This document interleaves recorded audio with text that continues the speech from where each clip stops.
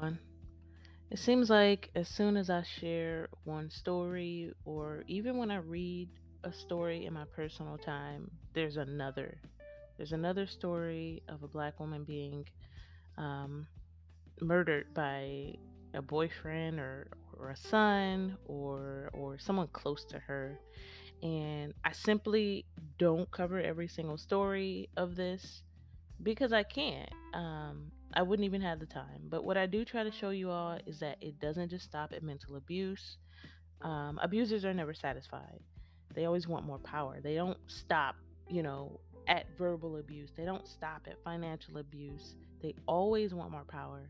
So I do try to show you all the red flags because honestly, what we have to work with now is prevention. Attacks on us are getting crazier. They're getting more public. They're getting just oh my goodness. I could never imagine that we would be seeing black women being murdered on camera, on social media, and that's what happened in this case. So, Cassandra Jones was only 48 years old and she worked at a civil district court in New Orleans. And so all of her friends and family kind of been keeping things from the media on purpose. Um, what I did find is that most of the people in her circle talked about how supportive she was, how sweet and giving she was, how she always made sure that her people were good. Um, and she had her life taken from her in the morning in broad daylight outside on Monday, June 27th. She was leaving for work. And since this is still new, it seems like he shot her with an AR 15. And then someone started recording as this man went to her and fired two more rounds into her as she was already on the ground. She was already down. He had already shot her. And this thing went viral. So the person recording did call 911 before they started recording, but it's been shared all over Facebook, and that's disgusting and it's sad. So after he shot her multiple times, he ran like a coward to Tennessee. He was pulled over by police for a routine traffic stop. He shot the police officer and ran into the woods. They caught him just this Wednesday, thankfully. And when they caught him, they found that he had been arrested around 25 times, y'all. And he was on probation when he took this woman's life. He they're saying that he's been arrested at least twice for domestic abuse. He's been arrested for robbery, battery and assault, resisting arrest, flight from an officer, and even abuse or injuring a police animal. So the thing about Cassandra is that she did file a restraining order but never showed up to court. So, for those of you who don't know, most times you'll file your restraining order or your PPO, personal protection order, and you have to provide evidence, incidents with dates and times that things have happened. And then typically, you have to talk to the judge, you have to show up in court, and at some point, you'll have to face the abuser in court because you're arguing for why you need this restraining order, and then they'll probably, say, most times they will say, no, this is not what happened, and they don't want you to get the restraining order against them. I mean, it restricts you in different ways, but yes, that's typically what happens.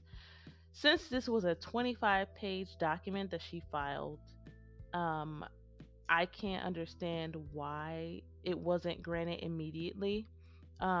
Because this 25-page document that she filed included him financially abusing her, emotionally abusing her.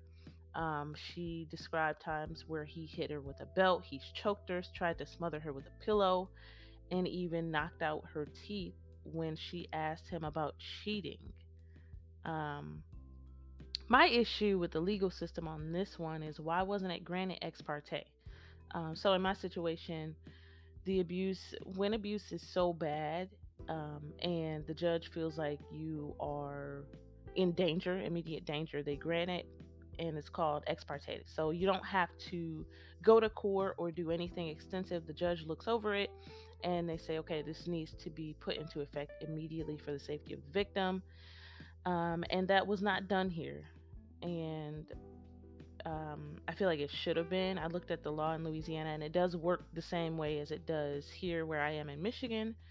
So I just couldn't understand why it wasn't granted immediately. So that does seem like a failure. But even if she had gotten this restraining order, if she didn't move or change her surroundings, it would have probably been the same outcome.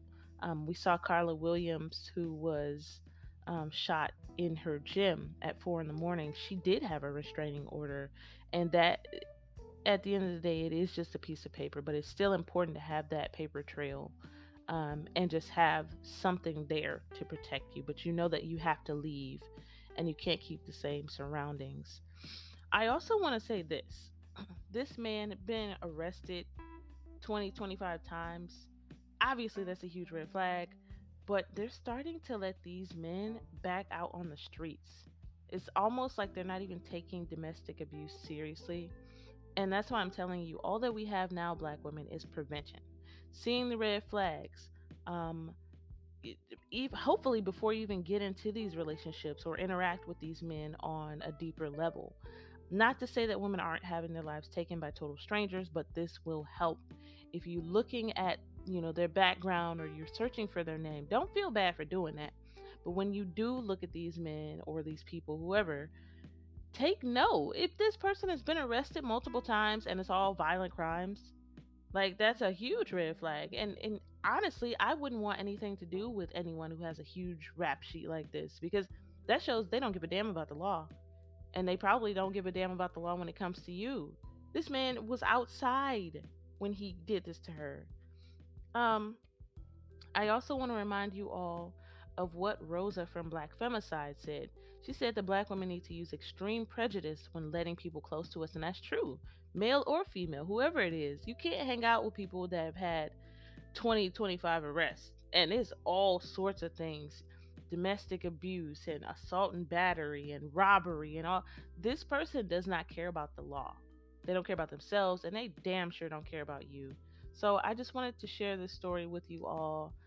My heart goes out to Cassandra's family, and I really have no words. When I read these stories, I'm still shocked. I'm not desensitized at all. I really like when I read these stories, it hurts to read because I feel like a lot of this could be avoided.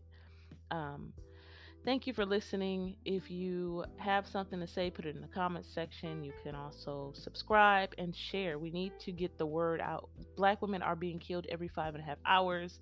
It's quickly approaching every 5 hours. And we need to be aware and we need to start taking this seriously. So make sure you share the video.